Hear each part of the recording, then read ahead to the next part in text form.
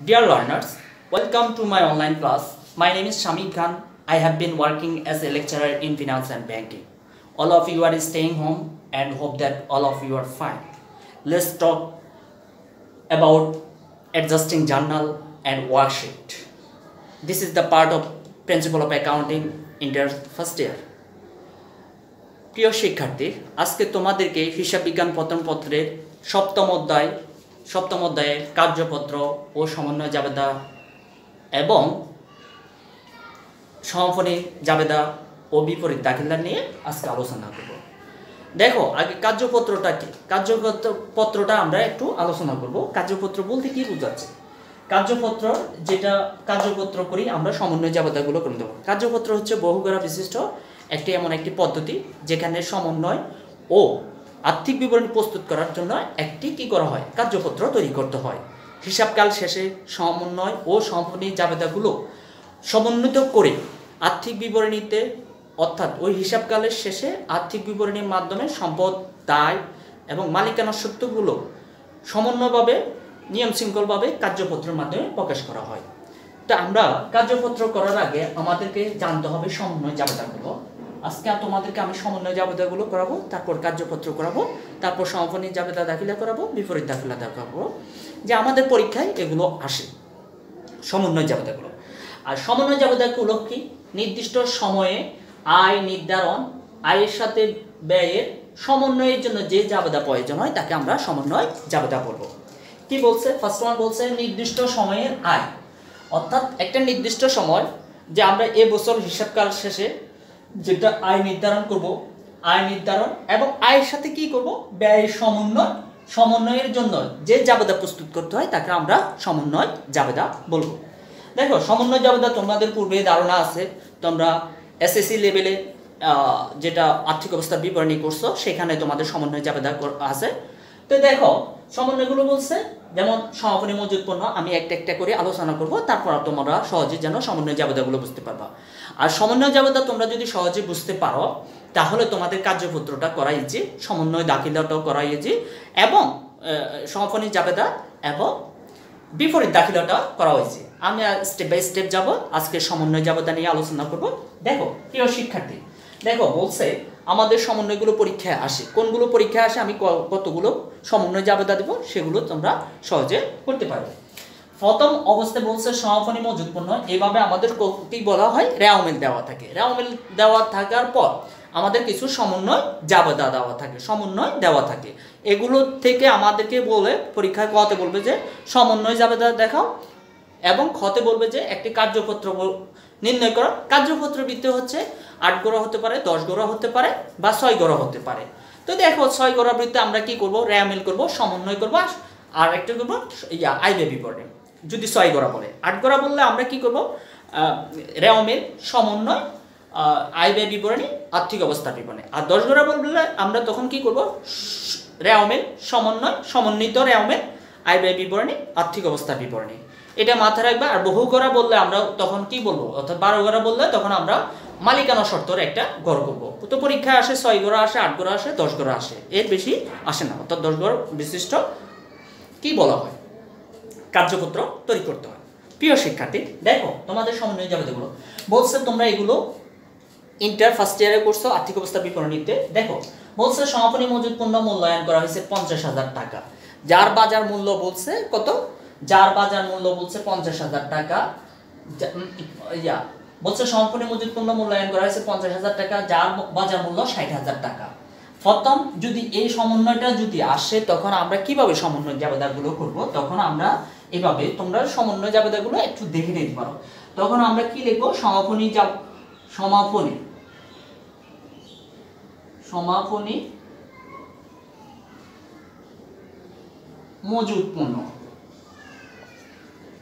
মজুদ পণ্য হিসাব ডেবিট, আয় সারাংশ বা বিক্রিত পণ্যের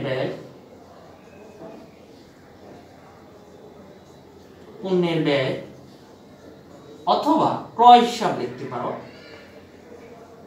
ক্রেডিট। দেখো প্রিয় শিক্ষার্থী, তোমরা যদি বলা হয় সমাপনী মজুত পণ্য মূল্যায়ন করেছে 50,000 টাকা, যার বাজার মূল্য 60,000 টাকা, ক্রয় মূল্য এতটুকু যদি থাকে, তখন আমাদের দেখবা যে সমাপনী মজুত পণ্য 50,000 টাকা, বাজার মূল্য 60,000 টাকা, যেটি কম সেটি আমাদের টাকাটা আসবে।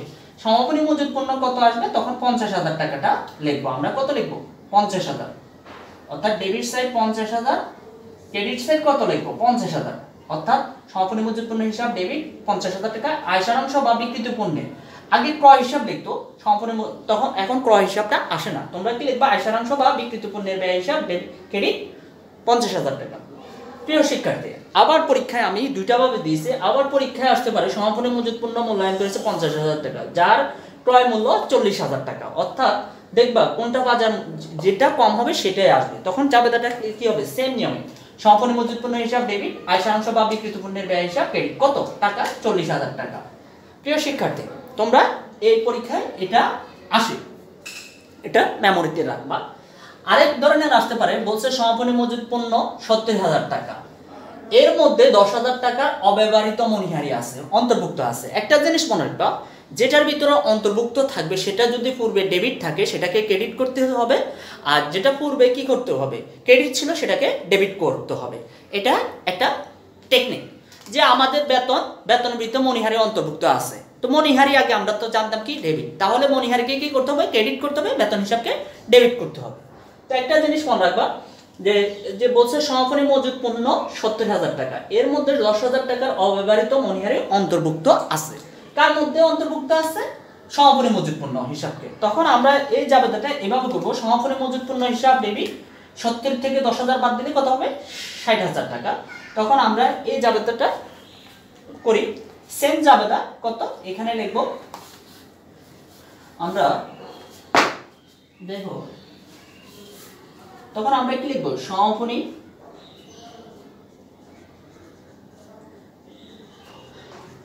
মজুত পণ্য হিসাব ডেবিট, কত 70 থেকে 10 বাদ দিলে 60,000 টাকা লিখবো। আমরা কত লিখবো, আমি সংক্ষেপে লিখতেছি 60,000 টাকা। তারপরে কি লিখবো, আয় সারাংশ, আয় সারাংশ বা বিক্রিত পণ্যের ব্যয় কত, 60,000 টাকা। প্রিয় শিক্ষার্থী, আমরা কি লিখছি, সমাপনী মজুত পণ্য 70 থেকে 10 বাদ দিছি, যেটা সমাপনী মজুত পণ্য হিসাব ডেবিট, আয় সারাংশ হিসাব ক্রেডিট, কত যেটা। তারপরে হচ্ছে মণিহারি দিতে, অব্যবহৃত মণিহারি কি হচ্ছে, বলছে অব্যবহৃত মণিহারি অন্তর্ভুক্ত আছে যেটার মধ্যে, তাহলে আমরা অব্যবহৃত মণিহারিকে কি করব, অব্যবহৃত মণিহারি হিসাব ডেবিট, কত যেটাকে আমরা ডেবিট করব 10,000 টাকা, তোমরা মনে রাখো। আর মণিহারি হিসাব ক্রেডিট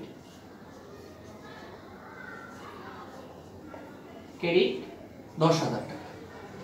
প্রিয় শিক্ষার্থী, তাহলে আমাদের দুইটা সমন্বয় ক্লিয়ার, সমাপনী মজুত পণ্য হিসাব ডেবিট, আয় সারাংশ হিসাব ক্রেডিট, সমাপনী মজুত পণ্য হিসাব ডেবিট, আয় সারাংশ হিসাব ক্রেডিট, কত 60,000 টাকা। তারপর লিখতেছে অব্যবহৃত মণিহারি হিসাব ডেবিট আর মণিহারি হিসাব ক্রেডিট 10,000 টাকা। প্রিয় শিক্ষার্থী, এবার আসো আমরা নাম্বার 3 অর্থাৎ 3 নাম্বার সমন্বয়টা করব। দেখো 3 নাম্বার সমন্বয়টা কি বলতে চাচ্ছে, বলছে সমাপনী মজুত পণ্য 70,000 টাকা মূল্যায়ন করা হয়েছে, এর মধ্যে 5,000 টাকা আগুনে বিনষ্ট হয়েছে, যা বীমা কোম্পানি ক্ষতিপূরণ দিবে না, অর্থাৎ দিবে না মানে ক্ষতিপূরণ দিবে না। বলছে কি, সমাপনী মজুত পণ্য 70,000 টাকা মূল্যায়ন করা হয়েছে, এর মধ্যে 5,000 টাকা আগুনে বিনষ্ট হয়েছে, যা বীমা কোম্পানি ক্ষতিপূরণ দিবে না। দেখো ক্ষতিপূরণ যদি দেয় তখন আমাদের আলাদা, যেহেতু আগুনে বিনষ্ট পণ্য, তখন আমরা কি লিখবো, সমাপনী মজুত পণ্য হিসাব ডেবিট, সমাপনী মজুত পণ্য হিসাব ডেবিট, কত টাকা, 70 থেকে 5 বাদ দিলে কত হয়, 65,000। তারপর বলছে আগুনে বিনষ্ট পণ্য, তাহলে আমরা লিখবো কি, আগুনে বিনষ্ট পণ্য,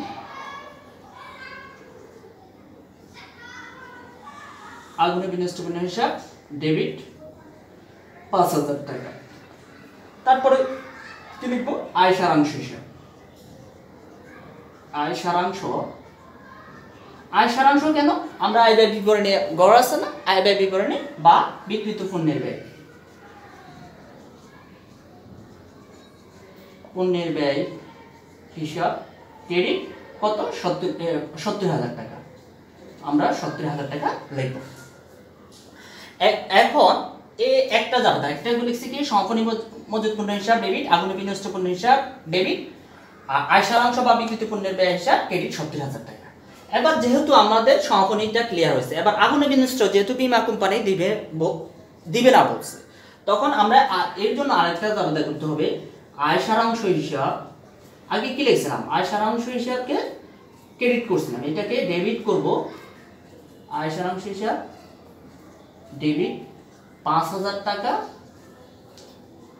আগুনে বিনষ্ট পণ্য ক্ষতি, আগুনে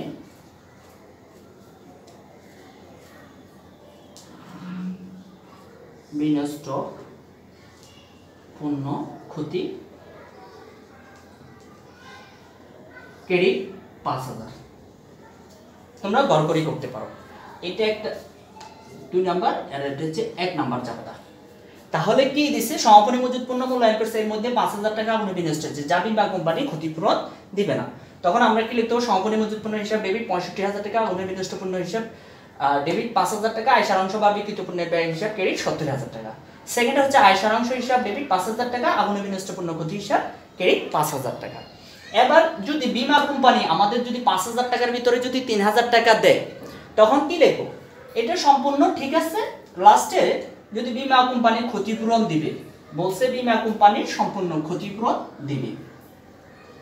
দিবে বলছে, তখন আমরা কি লিখবো, আয় সারাংশ হিসাব ডেবিট লিখবো 5,000 না, তখন প্রাপ্য বীমা, তখন এই জায়গায় লিখবো কি প্রাপ্য বীমা হিসাব, প্রাপ্য বীমা হিসাব কত ডেবিট 5,000। যদি 5,000 টাকা দেয় সম্পূর্ণ সমাপনী মজুত পণ্য হিসাব ডেবিট 65,000 টাকা, আগুনে বিনষ্ট পণ্য ক্ষতি 5,000 টাকা, আয় সারাংশ বা বিক্রিত পণ্যের ব্যয় 70,000 টাকা। যেহেতু বীমা কোম্পানি বলছে 5,000 টাকা দিবে, তখন আমরা প্রাপ্য বীমা হিসাব ডেবিট 5,000 টাকা, আগুনে বিনষ্ট পণ্য ক্ষতি হিসাব ক্রেডিট 5,000 টাকা। যদি বলা হয় বীমা কোম্পানি তার ক্ষতিপূরণ দিবে 2,000 টাকা, বলছে 2,000 টাকা দিবে। আরেকটা জায়গা একটা বীমা কোম্পানি দিবে না, সেই জন্য আমরা কি লিখছি, আয় সারাংশ হিসাব ডেবিট, আগুনে বিনষ্ট পণ্য ক্ষতি হিসাব ক্রেডিট। বীমা কোম্পানি সম্পূর্ণ দিবে বলছে, প্রাপ্য বীমা হিসাব ডেবিট, আগুনে বিনষ্ট পণ্য ক্ষতি হিসাব ক্রেডিট। এখন বলছে বীমা কোম্পানি 2,000 টাকা দিবে আর 3,000 টাকা দিবে না বলছে, তখন আমাদের কি লিখতে হবে, প্রাপ্য বীমা হিসাব ডেবিট কত 2,000 টাকা। এর সাথে কি লিখবো, আয় সারাংশ, আয় সারাংশ কত, আয় সারাংশ হিসাব ডেবিট 3,000 টাকা। তো তাহলে আগুনে বিনষ্ট পণ্য ক্ষতি হিসাব ক্রেডিট 5,000 টাকা। তোমরা এই জিনিসটা মনে রাখবে। তো প্রিয় শিক্ষার্থী, এবার আসো আমরা এই 3টা জিনিস শেখানো হয়েছে, যদি এভাবে হয় তখন আমরা এভাবে করবো। একটা হচ্ছে আমি এগেন বলতেছি, তোমরা একটু মেমোরিতে নাও। সমাপনী মজুত পণ্য মূল্যায়ন করেছে 50,000 টাকা, বাজার মূল্য 60,000 টাকা, যেটা কম হবে সেটাই আমরা জাবেদা করবো। তখন সমাপনী মজুত পণ্য হিসাব ডেবিট, আয় সারাংশ বা বিক্রিত পণ্যের ব্যয় হিসাব ক্রেডিট। তোমরা অথবা ক্রয় হিসাবেও ক্রেডিট লিখতে পারো, কিন্তু ওগুলো এখন চলে না। তারপর বলছে সমাপনী মজুত পণ্য 70,000 টাকা, এর মধ্যে 10,000 টাকা অব্যবহৃত মণিহারে অন্তর্ভুক্ত আছে। একবার সমাপনী মজুত পণ্য হিসাব ডেবিট 65,000 টাকা, আয় সারাংশ হিসাব ক্রেডিট 65,000 টাকা। তারপর অব্যবহৃত মণিহার হিসাব ডেবিট 10,000 টাকা, মণিহার হিসাব ক্রেডিট 10,000 টাকা। ইভেন সমাপনী মজুত পণ্য 70,000 টাকা মূল্যায়ন করেছে, এর মধ্যে 5,000 টাকা আগুনে বিনষ্ট পণ্য হয়েছে। তা আগুনে বিনষ্ট পণ্য, সেই জন্য আমরা লিখছি কি সমাপনী মজুত পণ্য হিসাব ডেবিট, আগুনে বিনষ্ট পণ্য ক্ষতি হিসাব ডেবিট, আয় সারাংশ বা বিক্রিত পণ্যের ব্যয় হিসাব ক্রেডিট কত 65, 5, 70 আর হচ্ছে বিক্রিত পণ্যের ব্যয় ক্রেডিট 70,000 টাকা। এখন বীমা কোম্পানি যদি না দেয়, তখন আয় সারাংশ হিসাব ক্রেডিট 5,000 টাকা, আগুনে বিনষ্ট পণ্য ক্ষতি ক্রেডিট, আয় সারাংশ হিসাব ডেবিট 5,000 টাকা, আগুনে বিনষ্ট পণ্য ক্ষতি হিসাব ক্রেডিট 5,000 টাকা। ইভেন যদি সম্পূর্ণ টাকা বীমা কোম্পানি দিয়ে দেয়, তখন আমরা এই সেম জাবেদা এটা ঠিক থাকবে, খালি প্রাপ্য বীমা হিসাব ডেবিট 5,000 টাকা, আগুনে বিনষ্ট পণ্য ক্ষতি হিসাব ক্রেডিট 5,000 টাকা লিখবো। ইভেন যদি বীমা কোম্পানি 2,000 টাকা দেয়, তখন আমরা লিখবো কি প্রাপ্য বীমা হিসাব ডেবিট 2,000 টাকা, আয় সারাংশ হিসাব ডেবিট 3,000 টাকা, আগুনে বিনষ্ট পণ্য ক্ষতি হিসাব ক্রেডিট 5,000 টাকা। তো প্রিয় শিক্ষার্থী, আজকে এইটুকু পর্যন্ত তোমাদের এই বীমা সংক্রান্ত এই হচ্ছে কাহিনী। দেখো প্রিয় শিক্ষার্থী, আরেকটা জাবেদা দেখো, প্রারম্ভিক মজুত পণ্য 5,000 টাকা অতি মূল্যায়িত করা হয়েছে। একটা জিনিস মনে করো, প্রারম্ভিক মজুত পণ্য আমার ছিল মনে করো 10,000 টাকা, সেটা মূল্যায়ন করে আমি কত নিয়ে এসেছি 15,000 টাকা। তাহলে যেহেতু মজুদ পণ্য কি হয়েছে, ডেবিট ছিল, এখন মজুদ পণ্যকে আমরা কি করব, ক্রেডিট করব। তাহলে মূলধনকে কি করব, মূলধন আগে আমরা লিখতাম প্রারম্ভিক মজুদ পণ্য বা হিসাব ডেবিট, মূলধন হিসাব ক্রেডিট, জেনারেল যাবতীয় করতাম। এখন এটাকে কি করব, মূলধন হিসাব ডেবিট, যেহেতু বেশি মূল্যায়ন করেছে, মূলধন হিসাব ডেবিট 5,000 টাকা, 5,000 টাকা ছিল, হ্যাঁ। তারপর হচ্ছে প্রারম্ভিক মজুদ পণ্য, মজুদ পণ্য হিসাব ক্রেডিট 5,000 টাকা। এটা একটু ফাঁকা করে দিবা, তাহলে ক্লিয়ার হয়ে যাবে। আর যদি বলতো প্রারম্ভিক মজুদ পণ্য 5,000 টাকা কম মূল্যায়ন করা হয়েছে, তখন প্রারম্ভিক মজুদ পণ্য হিসাবকে ডেবিট করব, মূলধন হিসাবকে ক্রেডিট করব। তো প্রিয় শিক্ষার্থী, আজকে এতটুকু পর্যন্ত তোমাদের এই বোঝানো হয়েছে সমাপনী মজুদ নিয়ে যত সব লেনদেন। এখন দেখব আমরা খরচের বেলায় কি আসে সমাপনী, তোমাদের কিছু টেকনিক শিখিয়ে দিব যেন সহজে তোমরা করতে পারো।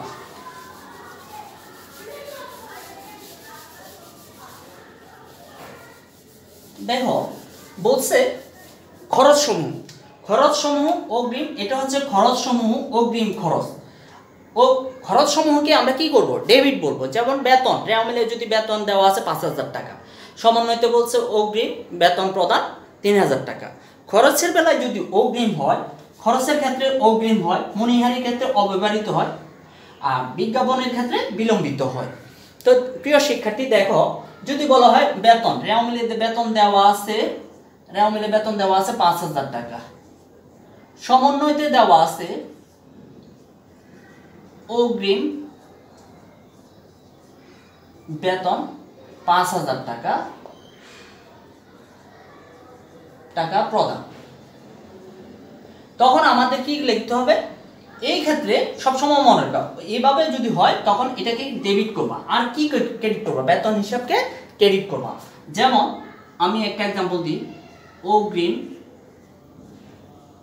বেতন হিসাব ডেবিট, আর কি লিখবো, বেতন হিসাব ক্রেডিট লিখবো।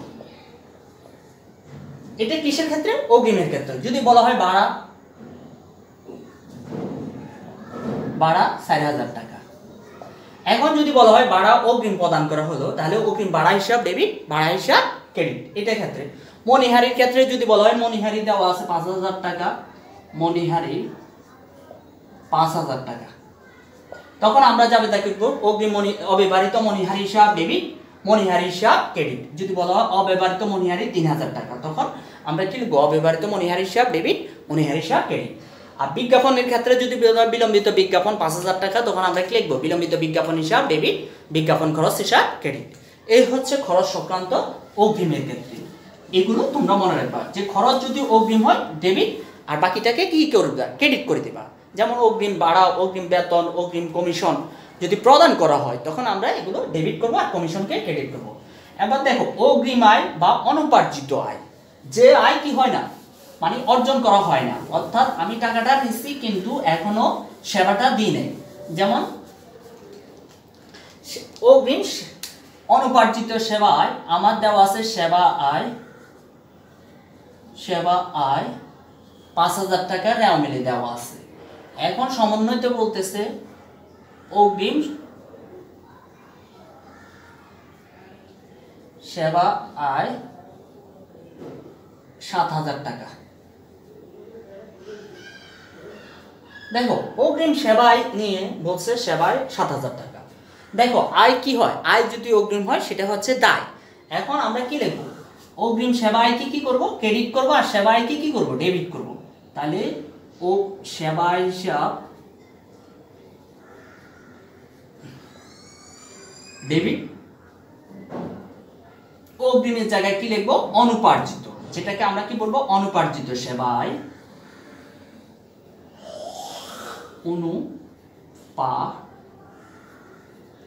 অনুপার্জিত সেবায় হিসাব ক্রেডিট কত, 7,000 টাকা।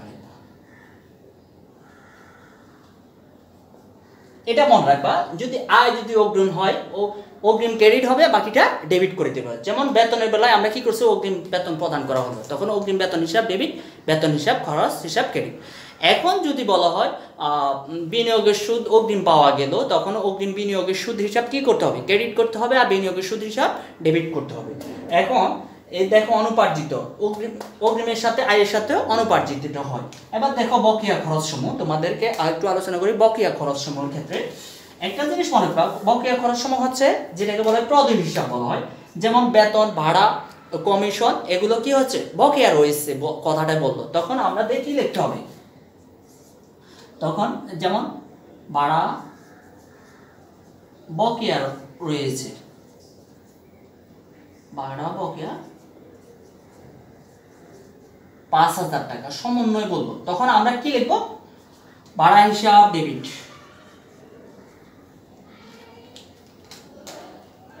ভাড়া হিসাব ডেবিট 5,000 টাকা,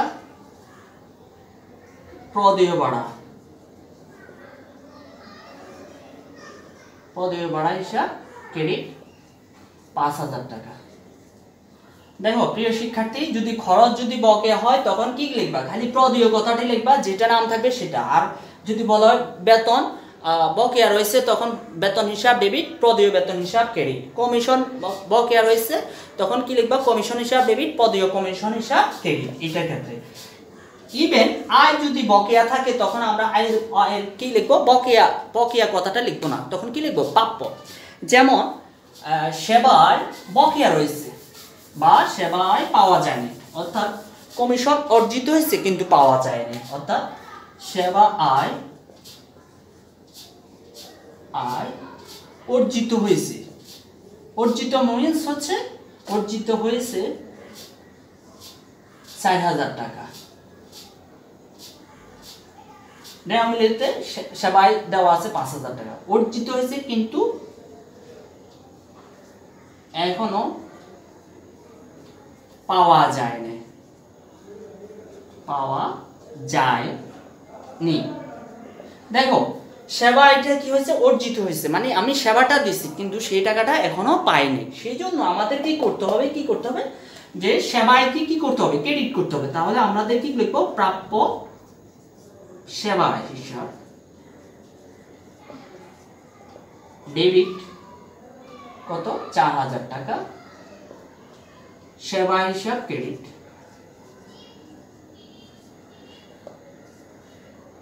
4,000 টাকা।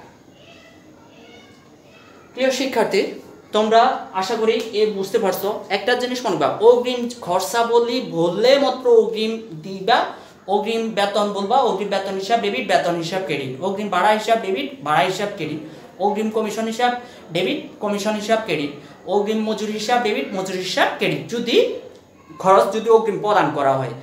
ইভেন যদি বলা হয় আয় বকেয়া রয়েছে তখন কি লিখবা, প্রাপ্য আয় হিসাব ডেবিট, বাকি যেটা বলবে সেবা হিসাব ক্রেডিট, অথবা বিনিয়োগের সুদ হিসাব ক্রেডিট, অথবা ব্যাংক জমা সুদ হিসাব ক্রেডিট, যেটা হয় আমাদের আয় সংক্রান্ত আয়।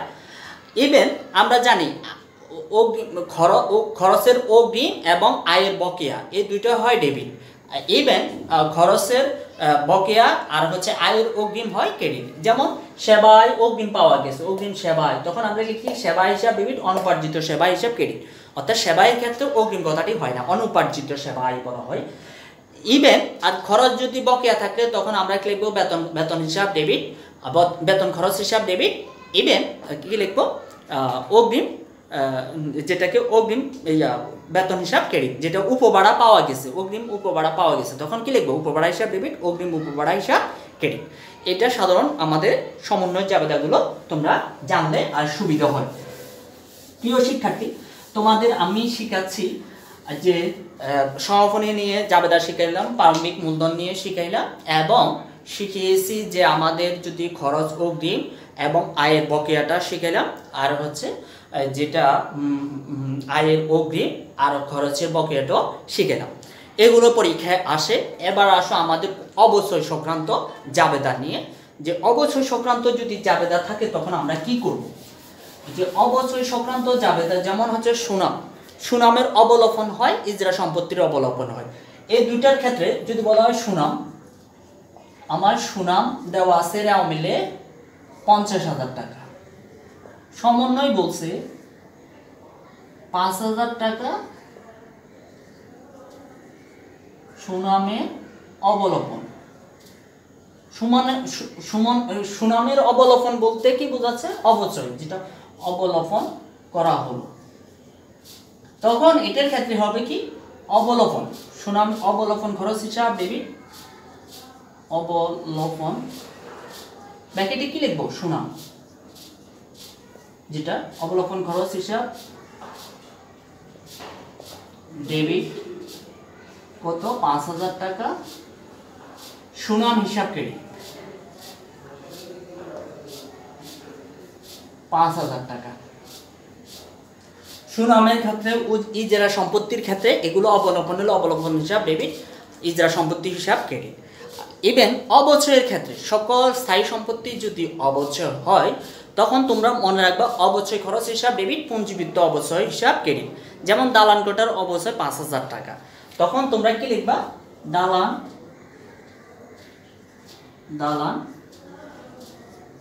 কোঠার অবচয় 5,000 টাকা, তখন কি লিখবা? এই ক্ষেত্রে স্থায়ী সম্পত্তির যদি অবচয় হয় তখন কি লিখবা? অবচয় খরচ। এটা সিম্পল, এটা পরীক্ষায় আসে। অবচয় খরচ হিসাব এই ব্র্যাকেটে কি লিখবা? দালান কোঠা, বা এটা পরে লিখলে হবে।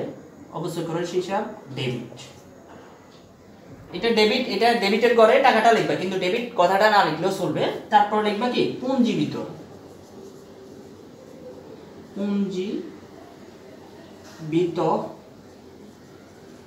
অবচয় খরচ হিসাব কি লিখবা? ব্র্যাকেটে দালান কোঠা লিখে দিবা। দালান কোঠা খরচ হিসাব ক্রেডিট কত? 5,000, এটা 5,000, এটা 5,000 টাকা। তো প্রিয় শিক্ষার্থী, তোমরা যদি স্থায়ী সম্পত্তির দালান কোঠা, আসবাবপত্র, কলকবজা, মেশিনারি, অফিস সরঞ্জাম এগুলো যদি অবচয় হয় তখন আমরা অবচয় খরচ হিসাব ডেবিট, পঞ্জীবিত অবচয় খরচ হিসাব ক্রেডিট ব্র্যাকেটে স্থায়ী সম্পত্তি নামটা লিখিয়ে দেব। সমাপনের নিয়ম লিখলাম, অব্যবহৃত মনিহারি লিখলাম, বেতন বকেয়া রয়েছে, এগুলো নিয়ে আমরা একটু আলোচনা করছি।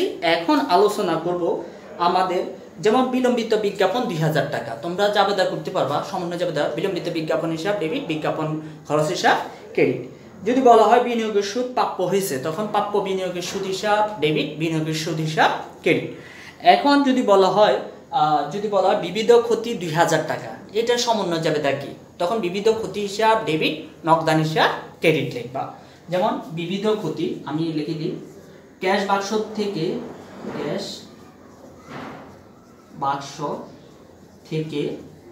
5,000 টাকা চুরি হয়েছে,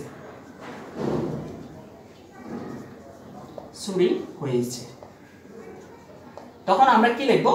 বিবিধ ক্ষতি, বিবিধ খরচ বা ক্ষতি লিখতে পারো।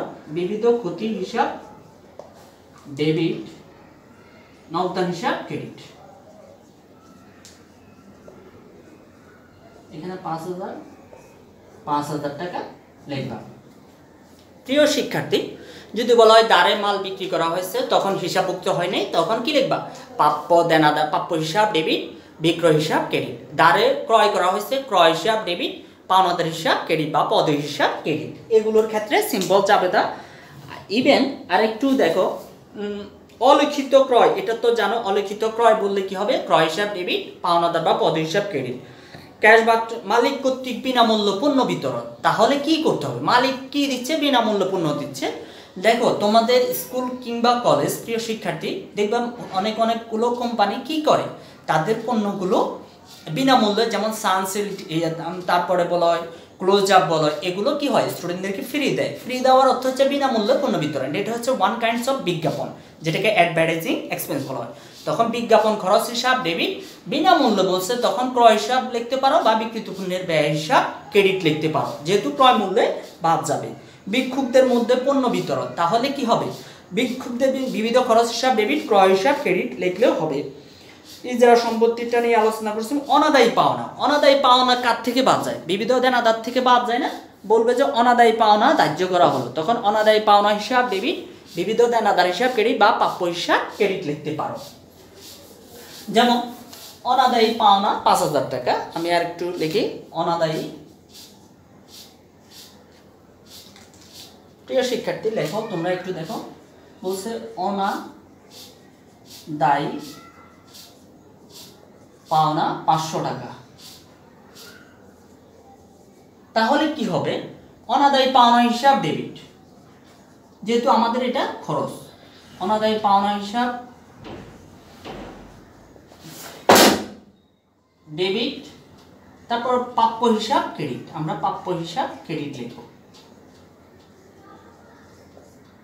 500, এটা 500 লিখব।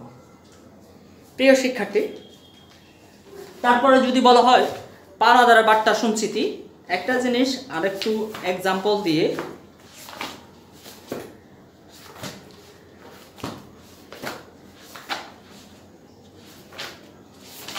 আর একটু বিনামূল্য অর্থাৎ বিক্রয় মূল্য পণ্য বিতরণ। বিক্রয় মূল্যে পণ্য বিতরণ বললে কি হবে, বিজ্ঞাপন হিসাব ডেবিট, বিক্রয় হিসাব ক্রেডিট। যদি বলা হয় ক্রয় মূল্যে পণ্য বিতরণ, তাহলে কি লিখবা, বিজ্ঞাপন হিসাব ডেবিট, ক্রয় হিসাব ক্রেডিট। তারপরে সুনামের অবলম্বন, এগুলো তোমরা করছো। প্রাপ্য বিল 2000 টাকা, 2% বাট্টা সঞ্চিতি। প্রাপ্য বিলের উপর 2000 টাকার উপর 2% বাট্টা সঞ্চিতি বলছে, তখন আয় সারাংশ হিসাব ডেবিট, প্রাপ্য বিলের বাট্টা সঞ্চিতি হিসাব ক্রেডিট। এটা একটু মনে রাখবা।